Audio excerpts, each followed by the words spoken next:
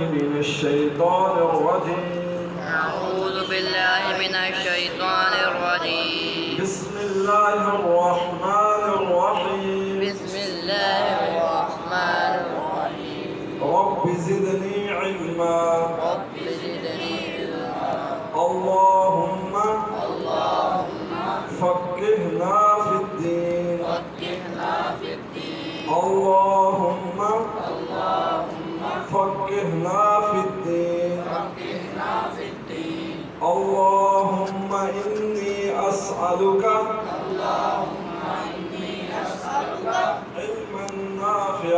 علما نافعا وعملا مطهرا. میں ہم سورۃ الناس پڑھیں گے. گرامر میں فعل مضارع ینصر یخلق یذکر یعود اور نکات تعلیم اور شوق. اس کو پڑھنے کے بعد سمجھ 13 کے ختم ہونے تک آپ 156 الفاظ سیکھیں گے جو قرآن میں 32,111 بار رہے ہیں. لفظ کتنے سیکھیں؟ 156. کل ہمارے 211 الفاظ ہیں ہمارے. تو 156 جو ہیں وہ ہم نے سیکھنے ہیں انشاءاللہ آج تک. یہ کل کمانا کیا ہے؟ کہہ دیجیے اعوذ میں بنانے آتا ہوں برب الناس. الناس لوگوں کے. الناس کہتے ہیں انسان کو بھی کہتے ہیں اور ناس لوگوں کو بھی. یعنی یہ دیکھ لیں پوری لائن میں ایک لفظ نیا ہے الناس.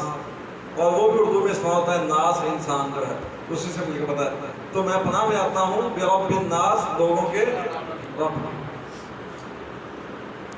تو پہلے اپنے آپ کو غیر محفوظ تصور کیجیے, محسوس کیجیے. جیسے ہم نے اعوذ باللہ میں عادت پڑھی تھی نا, تو فتنوں کے حملوں میں, دن اور رات کی آفات میں, بعض شر پسند انسانوں میں, حادثوں میں, وائرسوں میں, پھر اس رب کی عظمت کو محسوس کرتے ہوئے کہ جس نے آج تک حفاظت دی ہے, درخواست کریے کہ آج بھی وہ ہماری حفاظت کرے.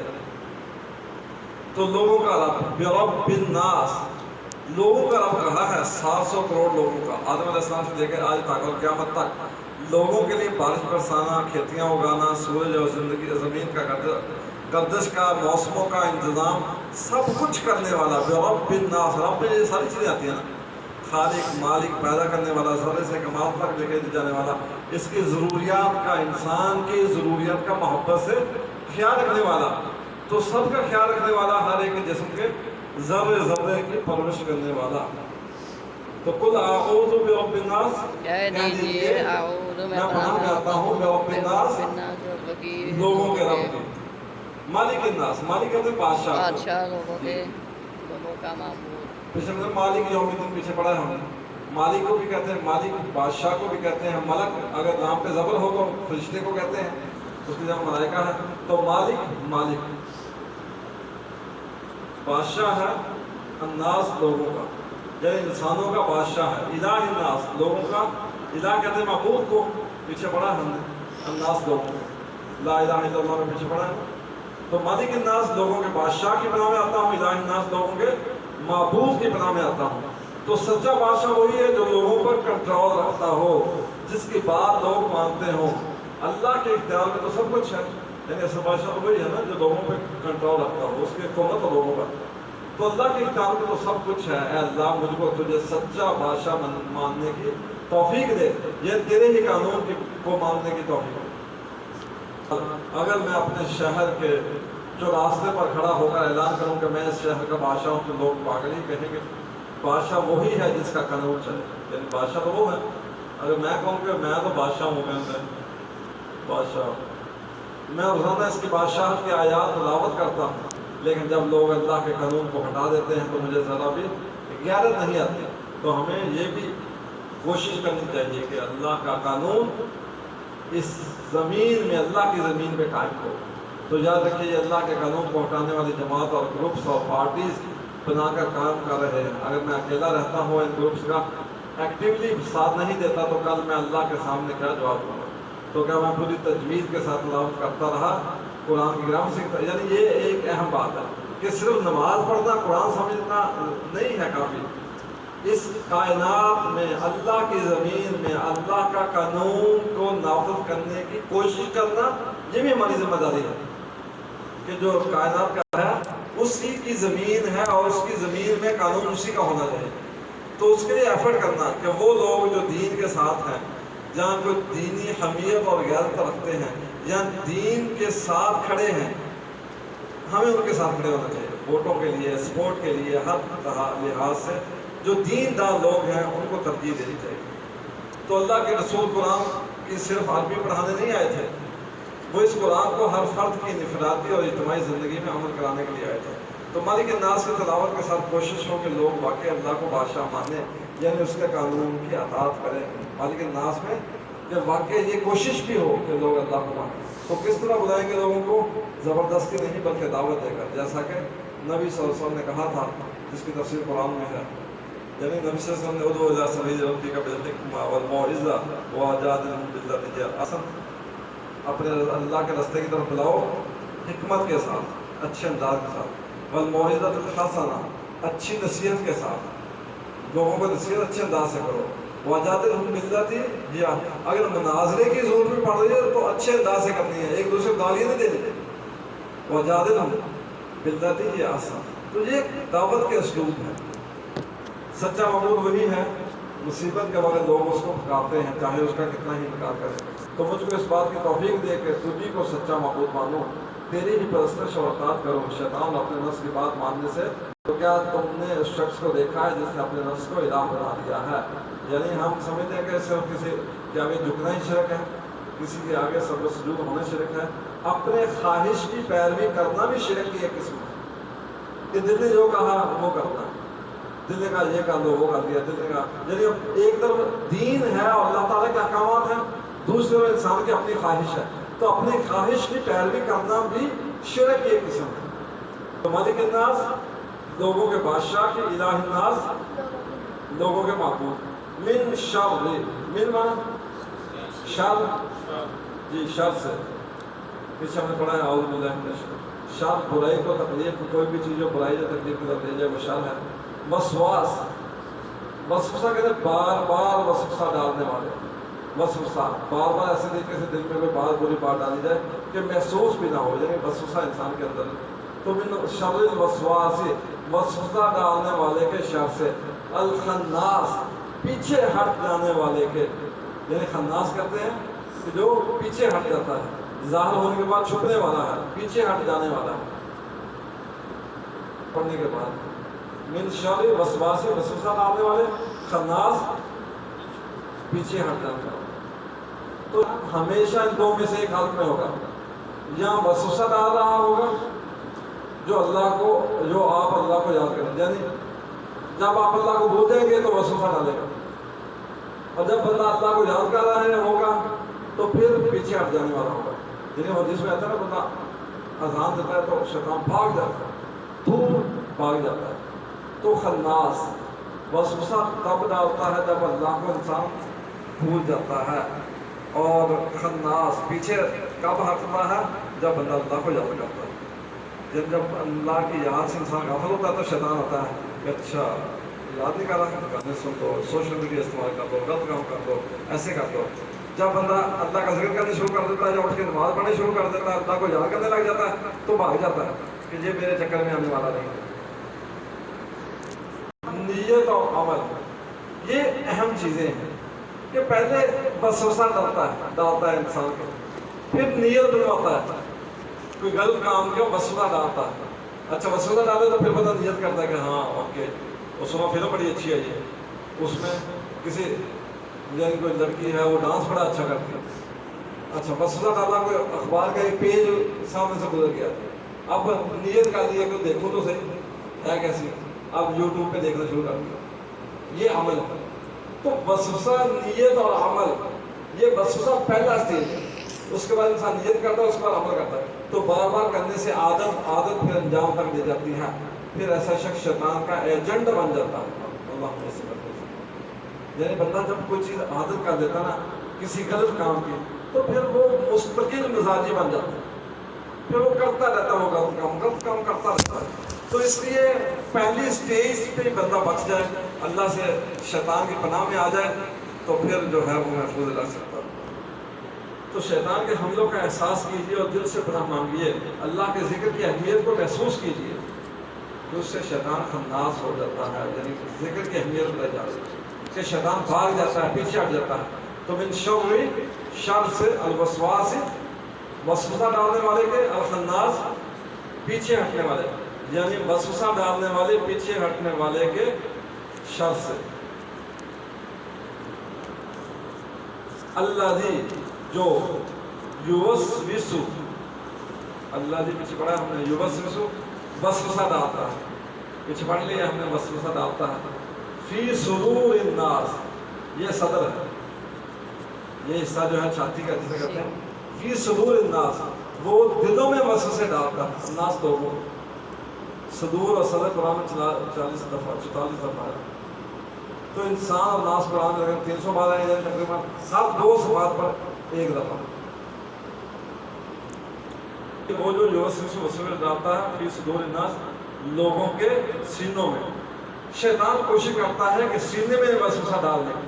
سینہ دل کا آنگن، چور شیطان کا حملہ آنگن سینے سے شروع، یعنی سینہ جو ہے وہ دل کا آنگن ہوتا ہے، یہ ایک ٹھہرنے کی جگہ ہے، دل سینے میں ہوتا ہے، تو چور حملہ وہی کرتا ہے جو اہم جگہ ہوتی ہے۔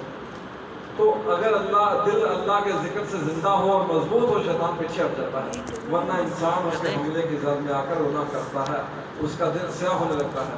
قرآن شفاء لما فی الصدور، قرآن کو اللہ تعالیٰ نے کیا فرمایا کہ یہ دلوں کے لیے شفا ہے۔ تو شیطان دل میں وسوسہ ڈالتا ہے اور قرآن دلوں کو صاف کرتا ہے، کیونکہ اللہ کے نبی نے کیا فرمایا، حدیث میں آتا ہے نا کہ بندہ گناہ کرتا ہے تو سیاہ دکھتا لگ جاتا ہے اسے میں، پھر یہاں تک کہ وہ گناہ کرتا رہتا ہے تو دل کالا ہو جاتا ہے انسان کا گناہوں سے، پھر کوئی اور چیز اس کو صاف کرنے والی نہیں ہے اللہ کے ذکر کے سوا، اور سب سے بڑا اللہ کا ذکر کیا ہے، قرآن کریم۔ تو اس کو اللہ تعالیٰ پر شفاء لما فی الصدور، یہ قرآن سینوں کے لیے شفا ہے۔ بولو یار، اللہ جی یوسوسو وسوسے ڈالتا ہے فی لوگوں میں صدور، دلوں میں، الناس لوگوں کے، جی الذی یوسوس فی صدور الناس، وہ جو لوگوں کے دلوں میں وسوسہ ڈالتا ہے، جو وسوسہ من مانا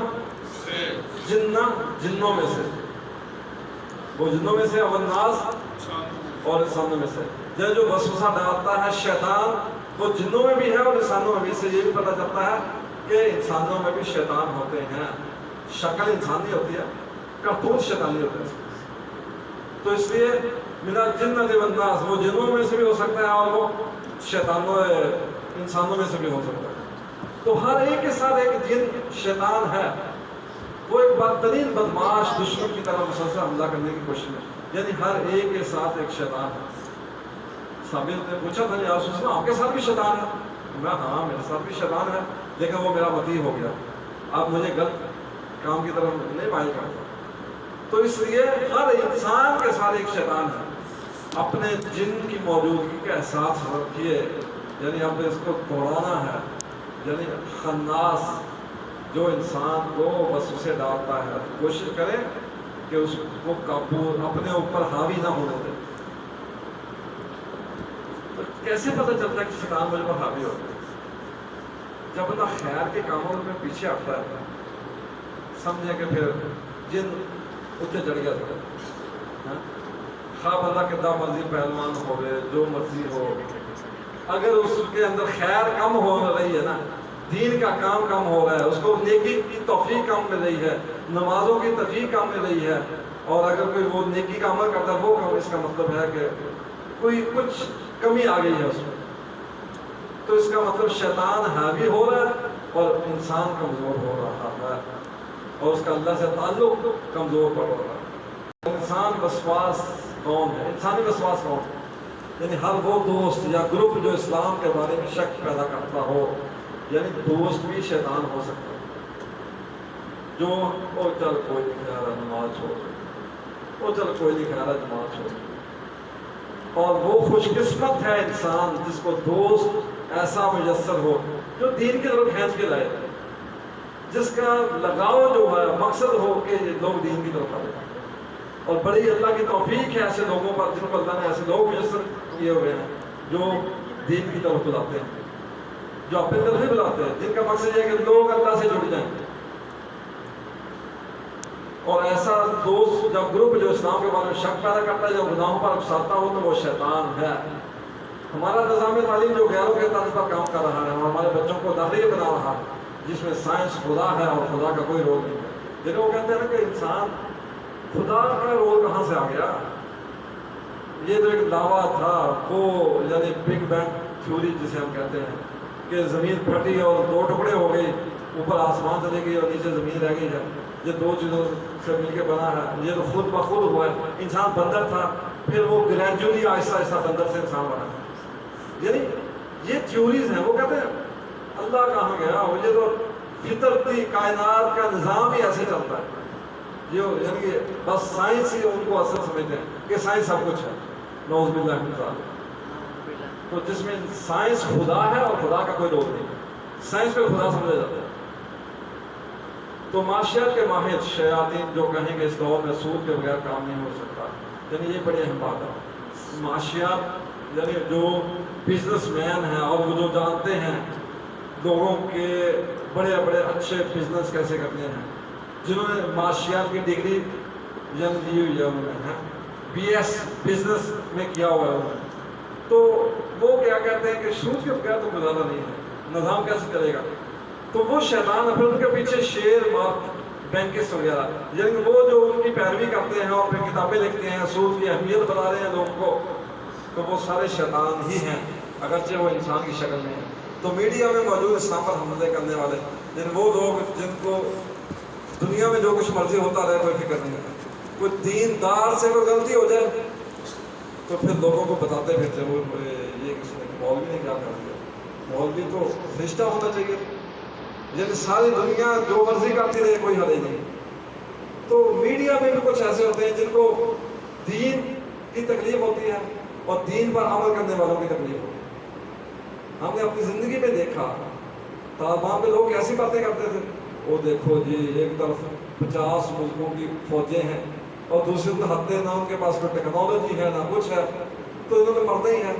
اور ہم نے اپنی زندگی میں دیکھ لیا کہ کیا کچھ نہیں، انہوں نے سب کچھ لے کر آئے اور سب کچھ چھوڑ کے بھاگے، اپنی طاقت، اپنا سب کچھ، سسٹم، ٹیکنالوجی، سب کچھ، یہ ہمیں اسکول سے جانے لگے، ہم پر حملے نہ کرو۔ تو وہ کہتے ہیں مومن ہے تو بے داغ بھی، کافر ہے تو شمشیر پہ کرتا ہے بھروسہ، یعنی کافر کا بھروسہ تو تلواریں ہیں، گنے ہیں، سب کچھ ہے، لیکن مومن ہے تو بے داغ بھی لڑتا ہے سپاہی۔ مومن کا بھروسہ جو ہے وہ اللہ پہ ہوتا ہے، وہ تلواروں پہ یا ان جدید ٹیکنالوجی پہ بھروسہ نہیں کرتا۔ وہ کہتے ہیں کہ اللہ میرے ساتھ ہے نا، تو میں نے تو جہاد کرنا ہے اور اس راہ میں نکلنا ہے، آگے اسباب پیدا کرنے والا اللہ ہے اور اللہ کرتا ہے۔ آج بھی جو ہو ابراہیم صاحب امام پیدا تو آگ کر سکتی ہے اندازے گلستان پیدا۔ انٹرٹینمنٹ انڈسٹری، جیسے وہ صاحب نے بتایا تھا، سوشل میڈیا میں اہم رول انٹرٹینمنٹ انڈسٹری ہے، جس میں پکوان، فیشن، صحت، تعلیم اور تفریح کے نام پر بے شرمی پھیلائی جا رہی ہے۔ اب اس حدیث کی عظمت کو محسوس کیجیے جو مسلم ترمذی نسائی عقبہ بن عامر رضی اللہ تعالیٰ عنہ کہتے ہیں کہ رسول اللہ صلی اللہ علیہ وسلم نے ایک روز مجھ سے فرمایا، تمہیں کچھ پتا ہے کہ آج رات مجھ پر کیسی آیات نازل ہوئی ہیں؟ یہ بے مثل ہیں، ان کی کوئی مثال ہی نہیں ہے جو یہ آیت نازل ہوئی ہیں۔ وہ کون سے ہیں؟ قل اعوذ برب الفلق اور قل اعوذ برب الناس۔ یہ جو دو صورتیں نازل ہوئی ہیں ان کی مثل کوئی صورت نہیں ہے، ان کی اہمیت کیوں ہو بھی کیوں نہ سکے۔